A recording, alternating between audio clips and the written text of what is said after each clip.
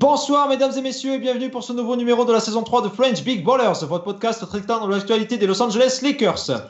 Il n'y a pas de meilleur moment dans l'année que celui où le printemps reprend ses droits. Les oiseaux chantent, le soleil brille et la NBA troque son habit de lumière et de paillettes pour sa tenue pleine de sang et de sueur. It's playoff time et les Lakers, certainement dans une tentative d'attirer un peu plus la lumière sur le petit marché qu'ils constituent, ont préféré passer par un match supplémentaire pour finalement valider leur ticket pour les playoffs. Eux aussi sont bien présents dans les moments importants, laissez-moi vous les introduire. Il était en terrasse le 19 mai au matin en train de boire son infusion au baie de goji et au clou de girofle. Cet hipster d'Adrien est avec nous. Comment ça va Adrien ? Bonsoir. Très heureux de vous retrouver ce soir pour deux retours dans une belle campagne de playoff. Premier match éliminatoire de l'année et déjà un buste sculpté à l'effigie d'Alex Caruso qui trône dans son salon. Nas est avec nous. Comment ça va Nas ? Salut Adrien.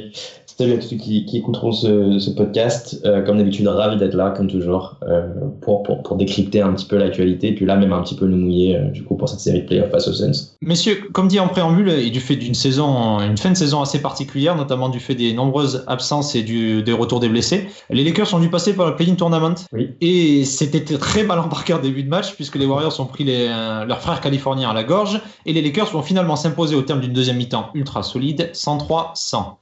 Messieurs, vous qui avez vu le match, est-ce qu'on en parle un tout petit peu avant de switcher sur le gros de ce podcast Ouais, on peut se faire un petit bilan. En vrai, franchement, il faut donner un peu de crédit aux Warriors, je trouve quand même sur ce match, parce qu'ils ont quand même bien défendu. Draymond Green je pense que vous allez être d'accord avec moi, plutôt très bien défendu AD en première mi-temps. AD a repris un peu le dessus en deuxième, mais première mi-temps, Draymond Green l'a énormément gêné poste bas en isolation. Et voilà, très agressif.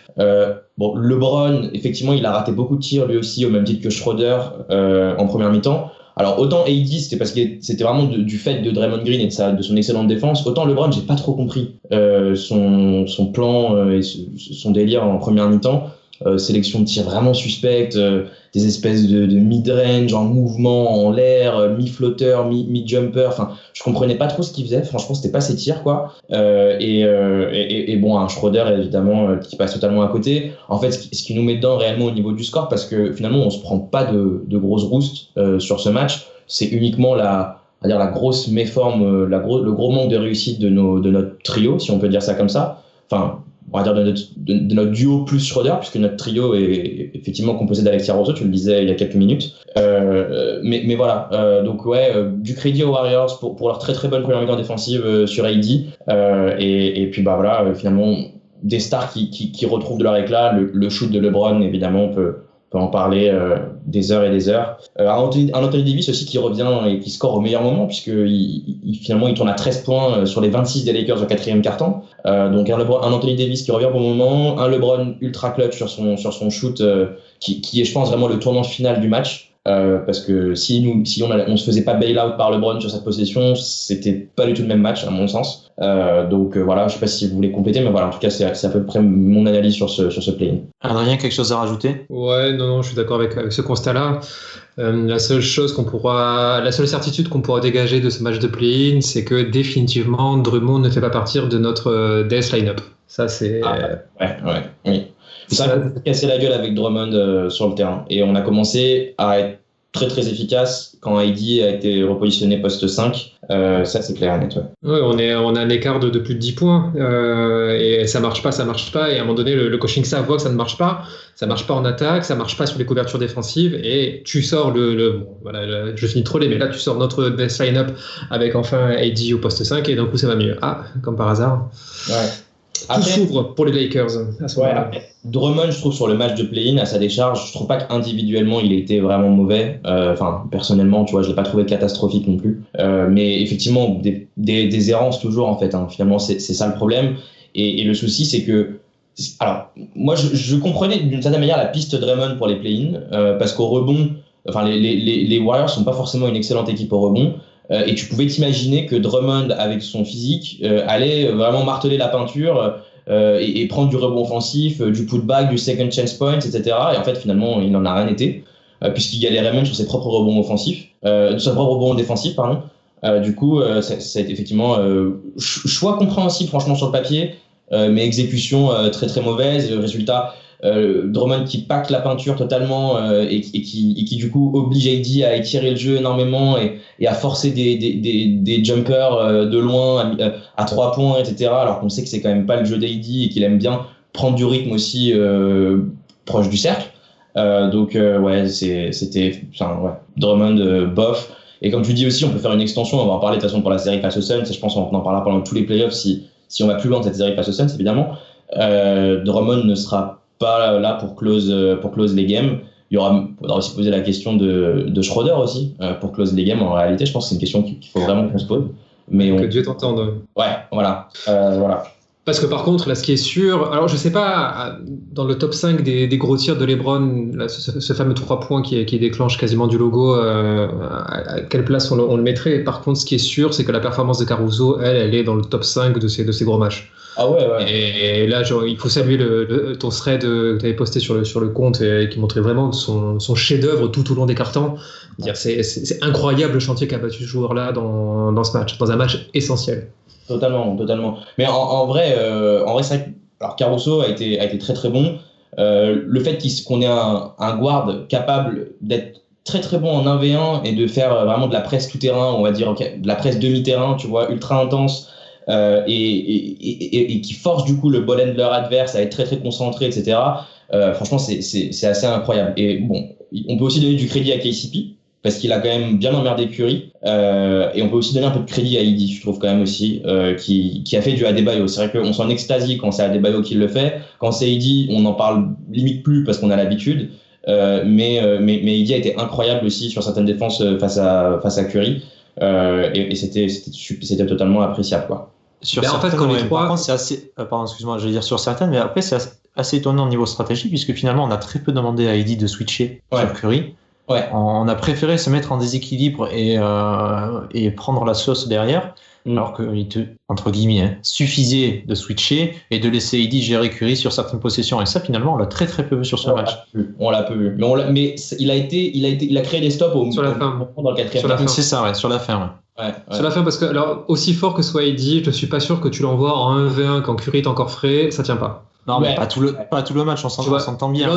L'autre, il est trop chaud sur le drive, il est trop chaud sur son dribble et tu l'exposes. Et ça serait peut-être prendre un risque d'avoir des fautes rapides et de le faire sortir d'un match où il doit pas sortir. Par contre, que tu le sortes à la fin où Curry a un peu moins de jus, où lui il en a encore, et voilà. Ça me semblait à la limite, ça me choque moins. Par contre, même s'il ne se fait pas du 1v1, quand lui et les deux arrières qu'on a cités sont vraiment concernés, il n'y a aucun spot-up qui est tranquille pour l'adversaire. Ouais. Et takeaway, je pense aussi de ce play-in et plus largement même de cette fin de saison régulière par rapport à Anthony Davis, puisqu'on parle un petit peu de lui. Finalement, on s'interrogeait un petit peu sur sa forme physique.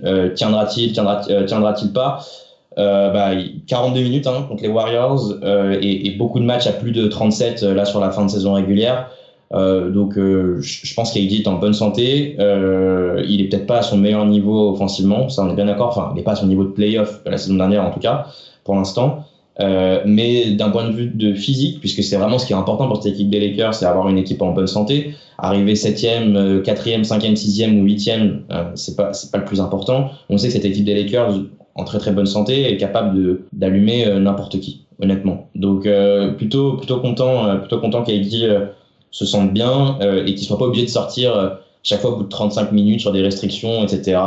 Voilà. Vogel a utilisé AD parce qu'il en avait besoin. Et en vrai, si AD faisait pas toute la deuxième mi-temps à 100%, je pense que c'était pas le même match face aux Warriors et on n'aurait pas forcément décroché la qualif, tu vois. Parce que Drummond, ça a été nul. Harrell, quand on connaît ses défauts, je suis pas sûr que sur beaucoup de minutes en deuxième mi-temps, ça nous aurait beaucoup servi.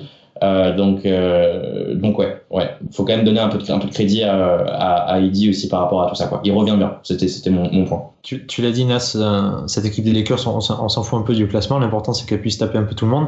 Ouais. Et on va passer à la suite, puisque cette victoire permet aux Lakers de décrocher le 7e spot et ils retrouvent dès ce soir, du coup, les Suns pour le premier tour des playoffs. Messieurs, bref bilan de la saison face aux Suns. On a perdu 2 fois face à eux, à savoir 114-104 le premier match sans AD, Kuzma et Gasol, et 111-94 le second, sans AD, Brown et Gasol au second. Et Schroeder aussi au second. Il était pas là. Pour une victoire finalement acquise en fin de saison en mai. Franchement, c'était le deuxième match, c'était une hécatombe. Le deuxième match, personne quoi. Et je disais donc pour une victoire finalement acquise en fin de saison, là, avec un AD gargantuesque, que je crois que c'est 42 points, 42 points de 14 rebonds, quelque chose comme ça, et sans Schroeder et sans LeBron. Donc et assez difficile. Et c'est vrai, assez difficile de pouvoir jauger nos forces et nos faiblesses par rapport à ces Suns. C'est difficile par rapport à cette saison si particulière.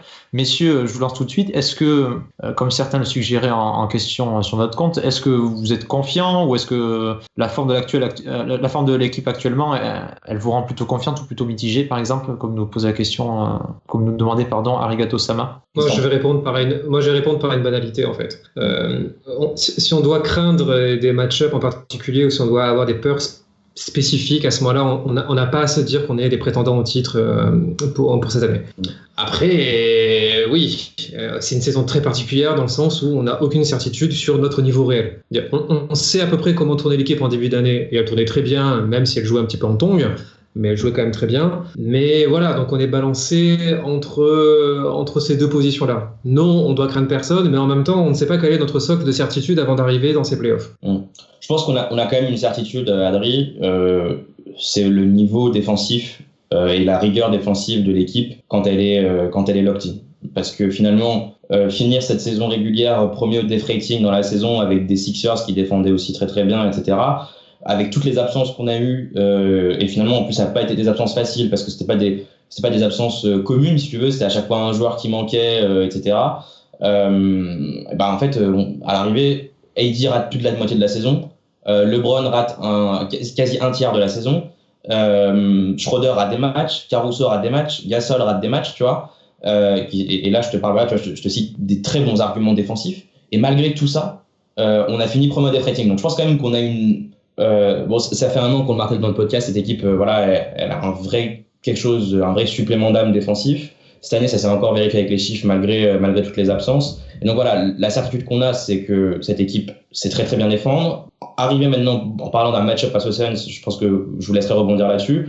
On a aussi quelques certitudes par rapport au match-up face aux Suns, en particulier face aux superstars des Suns, qui sont en l'occurrence Chris Paul et Devin Booker, qui sont des guards.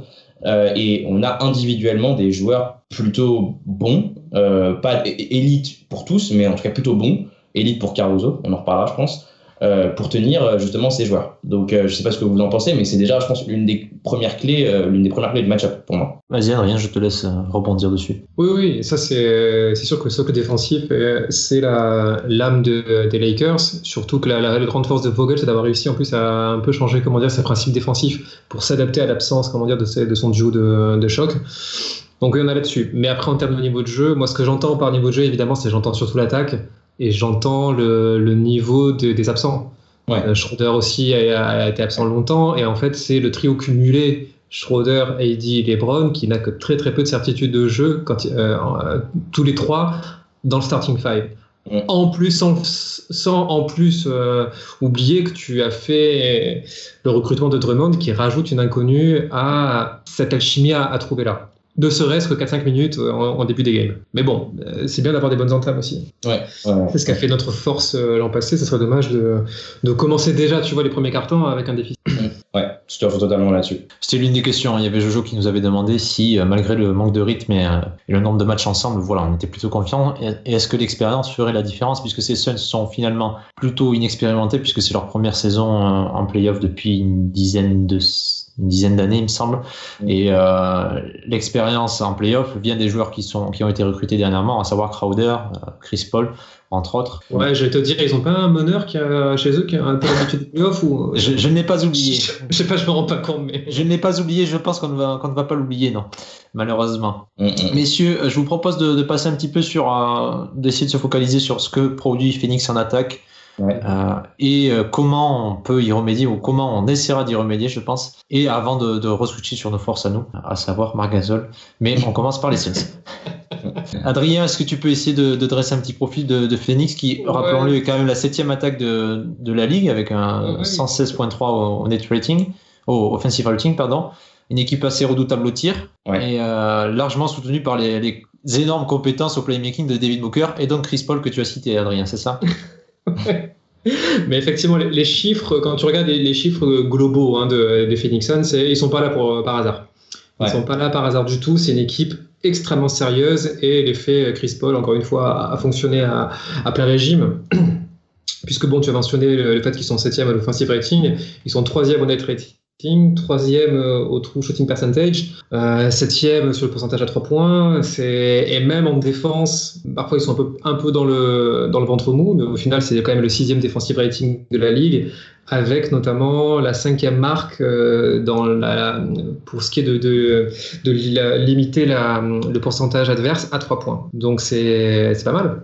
Oui. C'est pas mal. Et c'est aussi, ils ont leur défense aussi limite le nombre d'assists des équipes adverses. Ils sont 4e de la ligue dans ce secteur-là.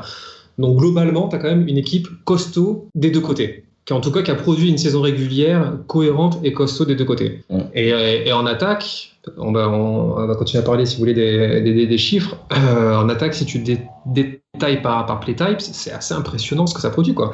Ils sont dans le 66e percentile en isolation, dans le 90e en transition, 90e sur le pick and roll pour le ball handler, effet Chris Paul.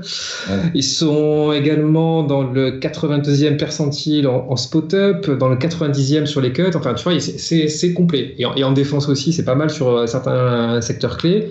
96e percentile dans le pick and roll ball handler, et ils sont également, ce qui confirme les chiffres mentionnés plus haut, dans le 90e percentile en spot-up. Donc il y a vraiment des secteurs clés dans le jeu actuel de la ligue, dans le jeu dans lequel va la ligue, où ces Phoenix Suns-là sont performants. Donc c'est première chose, je dirais, respecter cet adversaire-là. Ouais. C'est pas les Blazers de l'an passé. Tu vois, je me suis retenu de lâcher un indice sur les Warriors juste avant. J'aurais dû tirer en premier. Voilà, je suis déçu.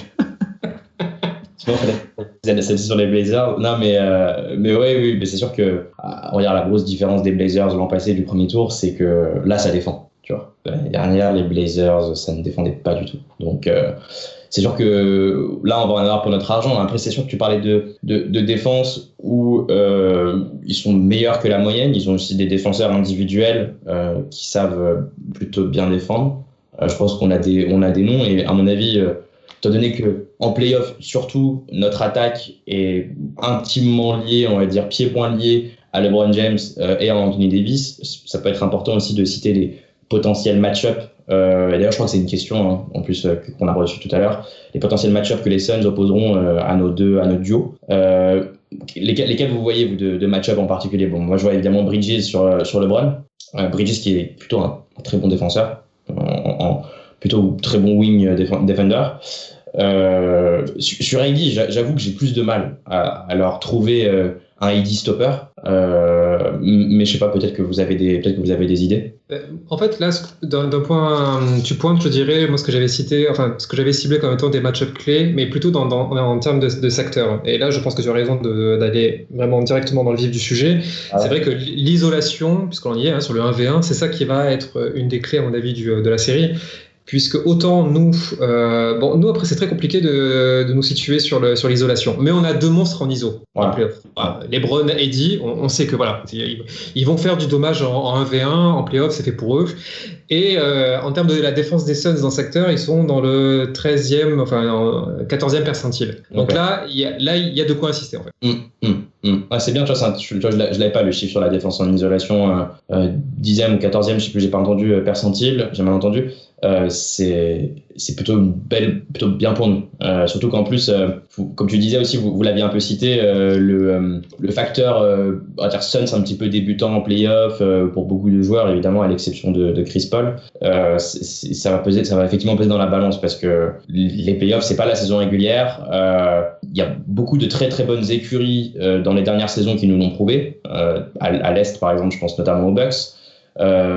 Qui ravageait tout le monde sur tout ce qui est surtout les chiffres on va dire globaux en équipe, tout ce qui est net rating et compagnie, qui déchirait tout la saison dernière, premier du classement, et finalement on se rend compte aussi que avec un manque d'expérience du coach et même de certains joueurs, c'est pas forcément gagné en playoff. Donc c'est voilà, je sais pas trop. T'as des points qui sont friables en fait aussi chez les Suns dans ce secteur-là. C'est déjà Booker.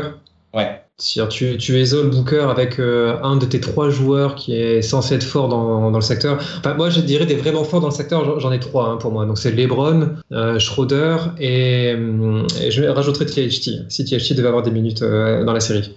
Mais tu vois, si tu les isoles, et une fois que tu passes le premier rideau, si le premier rideau c'est quelqu'un comme Booker ou comme Payne, derrière, qui c'est qui vient te cueillir au cercle? Frank Kaminsky. Dario Saric, tu vois, c'est compliqué, ou Cam Johnson, tu vois, c'est pas évident pour eux. Et vu que ces 3-là qui ont été cités, enfin, quoique Schroeder a questionné, mais au moins normalement, ces gens-là, si l'aide arrive très forte, l'extra pass, ils savent la faire. Pour ressortir, ils savent faire. Donc ça, techniquement, on pourrait marteler dans ce secteur-là et on pourrait au moins se produire quelques tirs ouverts ou voir quelques lay-ups faciles tout au long de la série. Normalement. Je pense que tu t'en parlais, l'un des points d'interrogation tout court, en fait, c'est Schroeder, parce que finalement, j'arrive pas trop à juger son niveau post-retour Covid, quoi. Je sais pas trop où placer mon curseur, parce que son niveau basket, c'est nul en attaque, tu vois. Ça brique beaucoup de tirs, ça prend du tir à 3 points alors que c'est pas un tireur à 3 points. Ça refuse des fois des lay-ups et des open lane, on ne sait pas pourquoi, et puis des fois il va aller en prendre des contestés par 2 joueurs qui va briquer aussi évidemment. C'est assez intéressant parce que physiquement il avait dit en conférence de presse dès son retour, à la fin du premier match après son retour Covid, qu'il était en forme, et Vogel aussi avait déclaré qu'il voulait jouer 45 minutes, machin et tout, c'était plutôt encourageant. Force est de constater quand même qu'il n'a pas encore retrouvé son basket, Dennis Schroeder. Et je crois qu'il y a une question qui nous a été posée cet après-midi. Bon, si elle ne l'a pas été posée, on peut aussi y répondre. La question, c'est, si tu es Vogel, comment est-ce que tu manages tes rotations face à cette équipe des Suns, en fin de compte? Ouais, moi c'est vrai que c'est une question cruciale. Mais bon, on sait comment il va y répondre. Vogel reste assez conservatif là-dessus. Il va mettre les dollars sur le terrain. Ouais. Donc on n'aura pas de Caruso dans le 5. Je pense pas. Pas tout de suite. Il faudrait vraiment que l'expérience Schroeder tourne très court, que ça se passe hyper mal face à Chris Paul pour qu'on ait un changement aussi radical. Même si, moi je dirais dans ce sens-là, au moins sur cette série, ne pas en faire une question philosophique, mais une question contextuelle, en disant attention, dire le match-up devant toi, c'est Chris Paul. On sait que Caruso peut le ralentir, on sait que Caruso peut le faire chier. Toi, par contre, ton rôle, ça va être de matraquer l'équipe B des Suns. Dès que Chris Paul sort, c'est toi qui dois faire du dégât et c'est toi l'arme numéro 1 de notre attaque. Mais je suis pas sûr qu'on commence directement la série avec cette mentalité-là. Parce que je pense vous m'avez un peu mangé vous m'avez un peu coupé l'herbe sous le pied, mais pour rebondir sur les questions, vous avez en effet évoqué des questions qui nous ont été posées sur les ajustements et les adaptations de Vogel que pourrait faire sur la série ou différents 5. Je relis les tweets de Dr Biggie et de Terry. Ouais. Comme tu l'as dit, Adrien, de toute façon ça n'interviendra pas au premier match. Vogel n'a jamais été quelqu'un qui change dès le premier match sa line-up en fonction de l'adversaire. C'est plutôt dans un second temps qu'il s'adapte. On l'avait vu l'année dernière face aux Nuggets, on l'avait vu face aux Rockets. Rockets, on démarre avec une line-up classique et finalement il faut la changer dès le deuxième match. Voilà. Ouais. Après la gifle du premier, en fait. Finalement. C'est ça. C'est toujours dans la réaction, c'est ce qui nous faisait un petit peu peur d'ailleurs sur ce play-in tournament, puisque c'était sur un seul match quasiment éliminatoire. Ouais. Et finalement, il s'adaptait en deuxième mi-temps en sortant André Drummond. Mais il ne faut pas s'attendre. Ça a même fait peur. Hein. C'est ça. Il ne faut pas s'attendre dès le premier match à avoir des changements dans le 5. Si ce n'est en fin de match, comme tu dis, en affichant une line-up un petit peu plus équilibrée, un petit peu plus solide, à savoir Caruso à la main avec KCP et LeBron AD.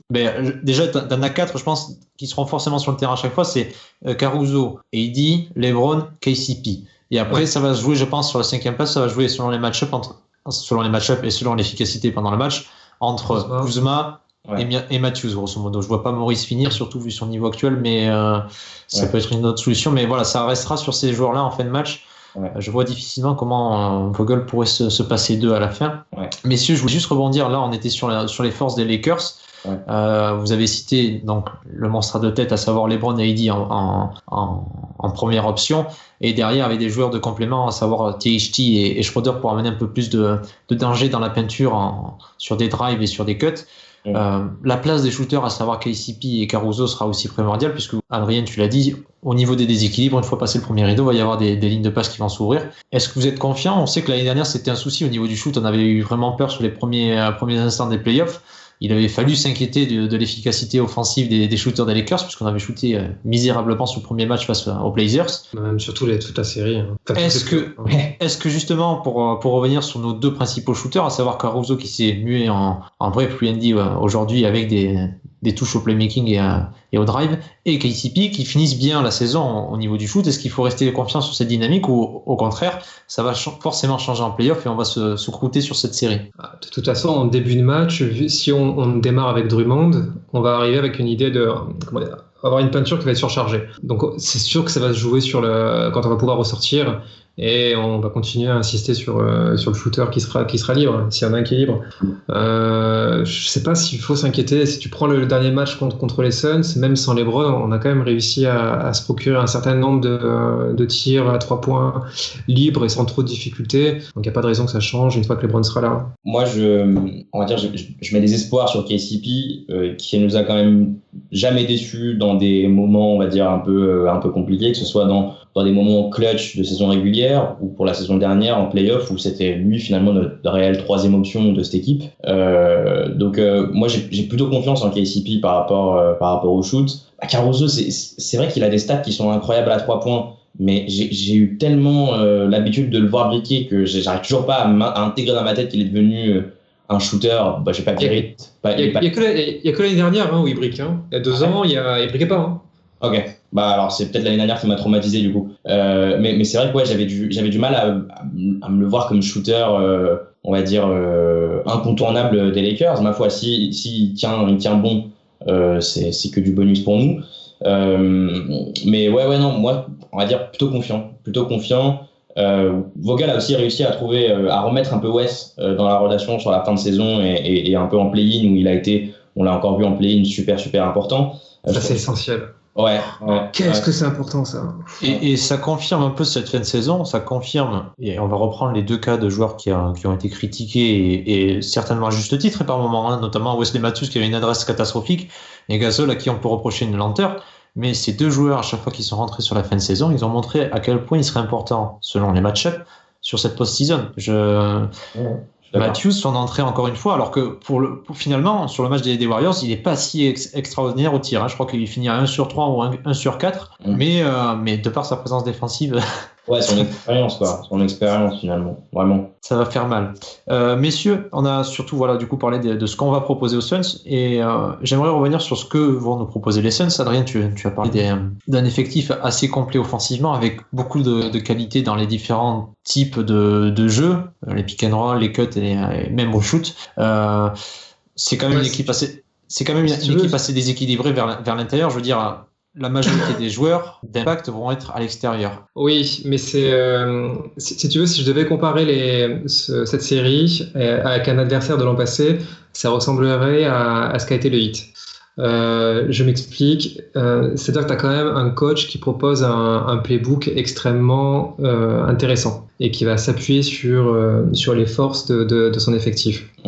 Alors, je rends je veux dire, à tout seigneur tout honneur, je vous renvoie à l'excellentissime vidéo de Half Court Hoops sur YouTube qui a détaillé l'ensemble du playbook des Suns et des Lakers.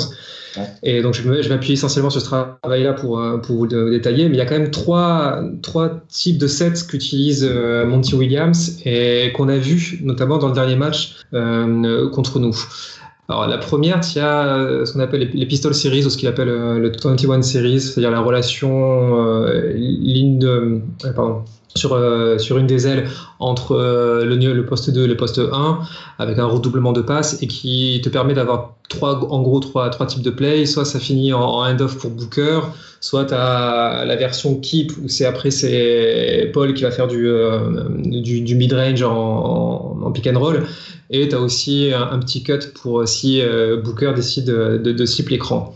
Donc déjà, cette série-là fait que tu maximises aussi la force de ta ligne arrière, un petit peu aussi dans ce qu'avaient pu faire Lillard et McCollum par moment. Ils ont un deuxième style de set que Coach Piper appelle le Angle Series et qui démarre avec un écran posé très haut et avec une orientation où en gros tu as la poitrine qui est dirigée vers le bord du terrain Et ça permet en fait de créer encore plus de séparation avec le défenseur.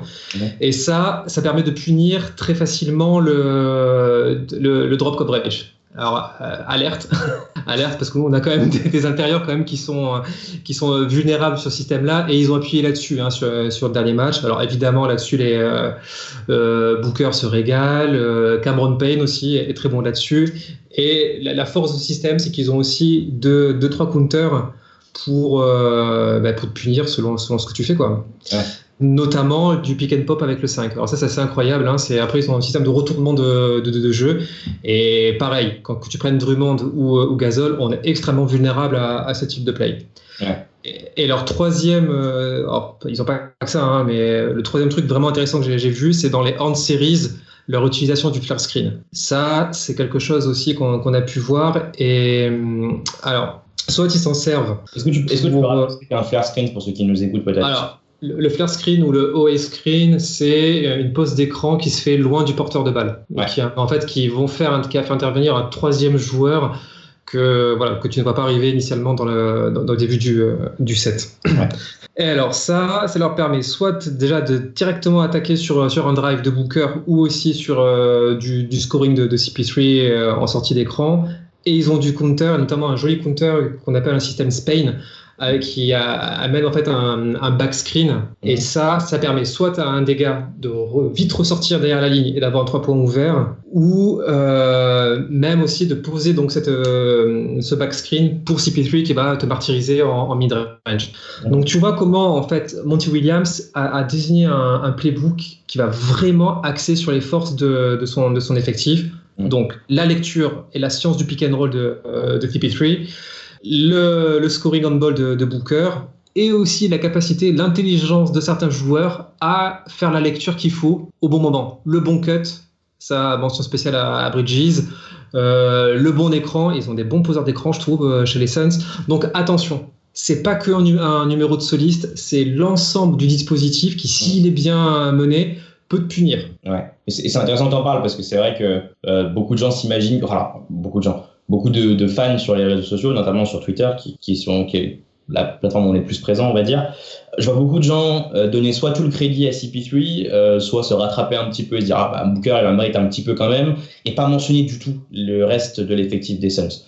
Mais de toute façon, pour avoir un playbook un minimum étoffé, avec des plays qui peuvent se décliner en 2 ou 3 options selon le déroulé de la play, il faut forcément avoir un effectif super solide derrière. Et finalement, ces Suns, c'est pas uniquement CP3, c'est pas uniquement Booker, quoi. Ah non, tu vois, par exemple, sur le dernier set, là, le Horns Flare, ouais. Dans le dernier match contre nous, ceux qui nous font du mal, c'est dans le back screen qu'il pose, c'est Bridges. Le premier qui fade et qui récupère pour nous punir à 3 points, il me semble que c'est Crowder. Et sur le deuxième, où THT fait la bonne lecture et ressort bien sur Crowder, et ça se transforme en pick and pop, et c'est Kaminsky qui vient qui bénéficie d'un tir à 3 points ouvert.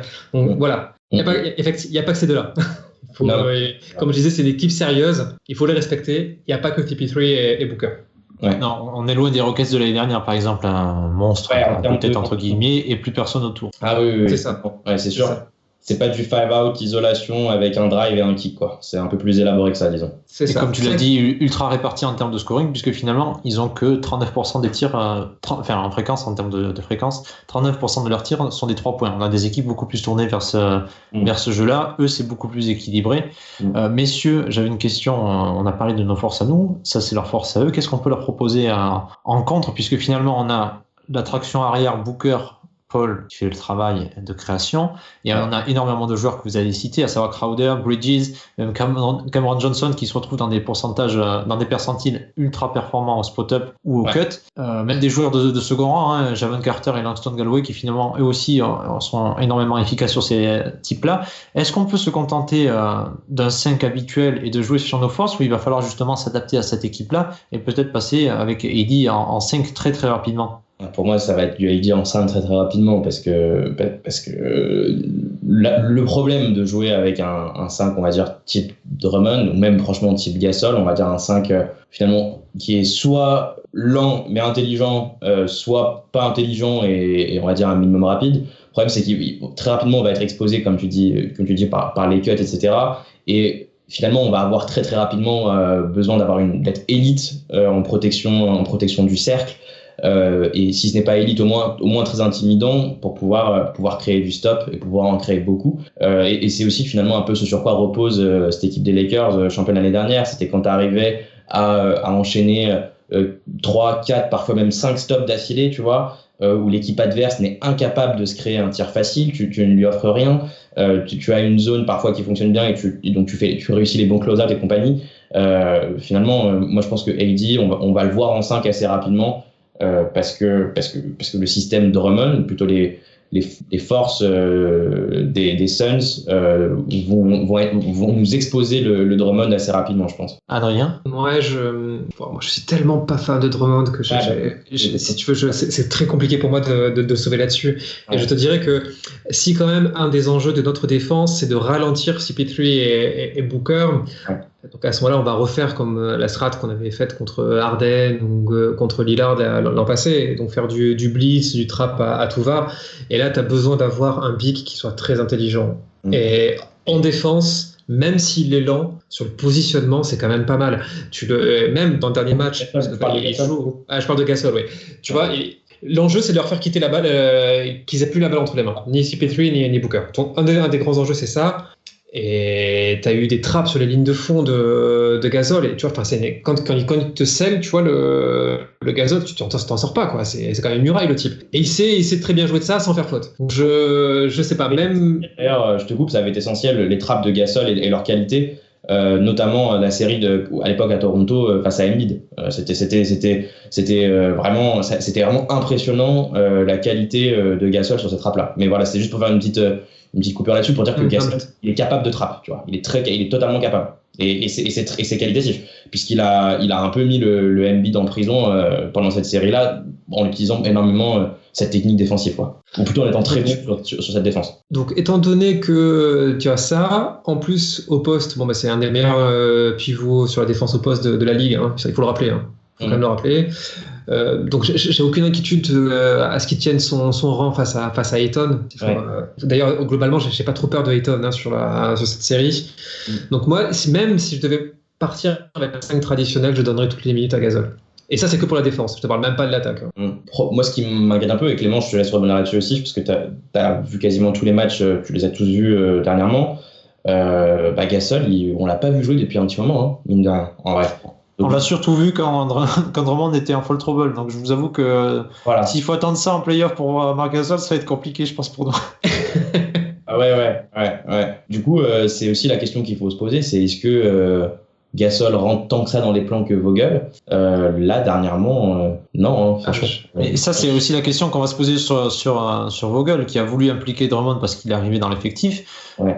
On sait que l'année dernière, il avait quand même pris des décisions assez radicales sur les match-ups et sur des joueurs, à savoir Javel McGee et Dwight Howard, sans rentrer dans l'effectif. Dans une moindre mesure, hein, franchement. Pardon?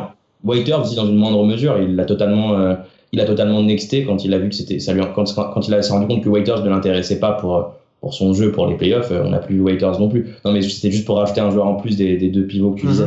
Ouais. Voilà, tout ça pour dire que il est capable de le remettre. Maintenant, la question c'est est-ce qu'il va le faire ou pas, je sais pas. Mais comme tu dis, Adrien, s'il doit y avoir un 5 dans cette série qui peut apporter aux Lakers, que ce soit offensivement ou défensivement, ça semble être celle de Gasol. Je crois, messieurs, qu'on a fait indirectement le tour des questions qui nous ont été posées. Ouais. On nous a posé une question sur Harrell, s'il aurait un rôle à jouer dans ces playoffs. Certainement. Sur cette série, ça semble un peu plus discutable. Ouais, ça, c'est compliqué sur cette série. Ouais. Après, le problème, c'est que Vogel l'a dit sur ses principes. Si l'adversaire joue grand, je vais jouer grand. Ouais. Si l'adversaire joue petit, à ce moment-là, on va s'adapter et on jouera petit. Enfin, petit, ça veut dire Davis. Mais en tout cas, ce que veut Vogel, c'est toujours avoir cette espèce d'avantage de taille. Ok, tu joues grand, mais moi j'aurai un pivot grand et en plus il y aura Eddie à côté à gérer. Et si tu joues small ball, d'accord, ok, mais tu auras Eddie à gérer en 5. Et là-dedans, t'as pas envie de mettre Harrell face à Saric ou face à Cam Johnson. T'as pas vraiment envie. Après, quand même, par exemple, tu vas en parler justement de Gasol et de son implication dernièrement avec Vogel. J'avais un peu l'impression que Vogel voyait plus Gasol comme le pivot remplaçant, le pivot de la seconde unité plutôt, j'ai envie de dire, que le pivot titulaire. Et on a aussi vu des rotations où il y avait Harrell et Gasol qui étaient en même temps sur le parquet. Donc dans une optique face à une seconde unité des Suns plutôt grande, ce serait pas déconnant qu'ils remettent une paire Harrell-Gasol, par exemple. Oui, ça pourrait, oui. Ouais, voilà. Ça pourrait, et puis alors, c'est là-dessus autant en reparler. Mais les passes de Gasol, je suis désolé, c'est un régal. Je parle pas de la passe décisive, tu vois, nécessairement, mais ne serait-ce que la passe qui fait le décalage, tu vois. Que ce soit la skip pass qui amène l'extra pass, qui amène le 3 points ouverts, ou que ce soit la première passe à l'intérieur qui crée le premier, tu vois, la première rupture pour ouvrir le drive vers le cercle. Enfin, ça, il le fait tellement bien. Et là-dessus, c'est vrai qu'un Harrell peut être intéressant. Puisque, comme on l'a dit, la protection de cercle des Suns, c'est pas trop ça. Ouais. Donc, tu passes au premier rideau, qui pourra arrêter Harrell lancer pleine vitesse. Ouais. En vrai, Harrell, il peut aussi avoir. Parce qu'en fait, mine de rien, en vrai, Harrell, quand il est à l'aise et qu'on lui propose pas une résistance ferme, en fait, il va te caler 15-20 points en tongue sans même trop forcer son talent, tu vois. Ah bah ouais, c'est sûr. S'il a pas de Drummond de milieu, ça va mieux. Voilà. Et du coup, voilà. De là on va dire le rayer de la liste pour la série, non. Mais effectivement, je pense pas qu'Harrell serait une pièce très importante et je pense pas qu'il aura des minutes excellentes. Enfin, des heavy minutes, beaucoup de minutes sur cette série, quoi. Ouais. Juste d'accord aussi. Messieurs, on a un peu débattu des forces et des faiblesses de chacun. Vient le moment de lâcher un pronostic, notamment, puisqu'on est à 30 minutes du premier match, un peu plus de 30 minutes. Ouais. Je vous propose de passer à un prono et à désigner un MVP de la série, selon vous. Yes, la série, c'est une question posée par Isidore Freslon. Pronostic sur la série, moi je dis 4-2 pour les Lakers. Franchement, j'aurais bien aimé dire 4-1, mais effectivement, les Suns sont quand même des arguments, donc ouais, je nous vois bien prendre un match là, un match chez eux, et puis finalement gagner 4-2, quoi. Adrien? Non, mais là, c'est lui dans mon esprit. Pareil, je voulais pas m'attirer le chat noir en étant trop optimiste. Donc, je vais annoncer un 4-2. J'étais parti sur 4-2 aussi, mais bon, je vous rappelle qu'on est le petit poussé de ces playoffs. Ouais. Alors, sérieusement, c'est pas un cadeau pour les Suns. De tomber contre ce set là, c'est vraiment pas, c'est pas top pour eux, quoi. Non, parce que rappelons-le quand même, enfin, on le rappelle, notre écoute est surtout, notre écoute est surtout liée aux fans des Lakers et on est surtout écouté par des fans des Lakers, donc ils sont bien au courant, mais rappelons-le qu'on était quand même deuxième de la ligue avant que nos joueurs se blessent. Et donc c'est sûr que tu finis deuxième, les Suns troisième, c'est une autre affaire pour eux. C'est sûr que les blessures ne les aident pas, nos blessures ne les aident pas en tout cas. Ouais, totalement. C'était pour nous les Mavs. C'est ça? Ouais. Mais ouais, 4-2, du coup, tu vois quoi, toi, Clément? En tout cas, je pense qu'on voit tous une qualification des Lakers à l'issue de ce premier tour. Moi, c'est 4-2 aussi. 4-2 aussi. On a trop d'armes. On a parlé de l'isolation, mais pareil au poste. On va matraquer le poste. Que ce soit avec les Brown et Eddie. Qui va nous ralentir c'est pas eux. Ouais. Normalement, c'est pas eux. Ouais. Ce sera les Sixers en finale NBA. Bref. Voilà, eux, ils peuvent. Et je te dis, les Clippers aussi, ils peuvent. Les Clippers, à mon avis, ils auraient mieux fait d'ailleurs de tomber contre nous que contre les Mavs. Mais ça, après. Ça. Mais du coup, MVP de la série. En vrai, oui, moi je dirais soit LeBron, soit, bon, on va dire, on pourrait dire aussi soit AD, ce serait trop facile, tu vois, de dire soit AD.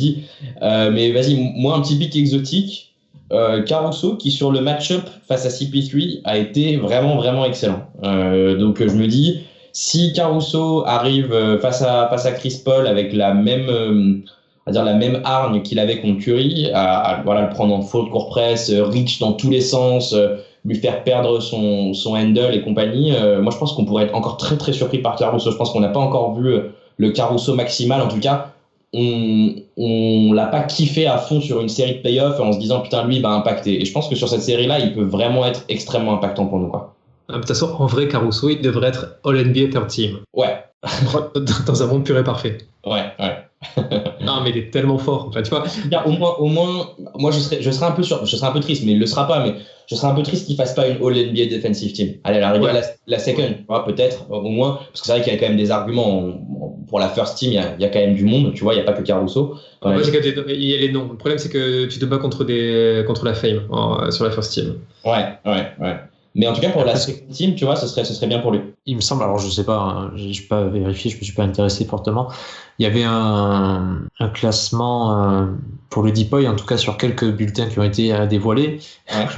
Il y avait KCP qui se sont trouvés dans le classement, mais pas de Caruso pour le moment. Ah ouais, putain, tu vois, c'est marrant. Mais je rebondis sur Caruso. Vu les shooters que vont se trimballer les Suns et les mouvements incessants, il y a certainement des passages où Caruso va changer de joueur, comme on l'a vu faire une fois sur. Je crois que c'est toi, Anas, qui a fait le thread sur les Warriors où il change 3 ou 4 fois de joueur. Il sort sur les spot-up shooters, il revient sur Curry, il casse l'écran. Ouais. Ça, il va y avoir du mouvement incessant. Ça va être très important que Caruso et KCP, voire Wesley Matthews, se débrouillent là pour couper toutes les lignes de passe et toutes les positions de shoot.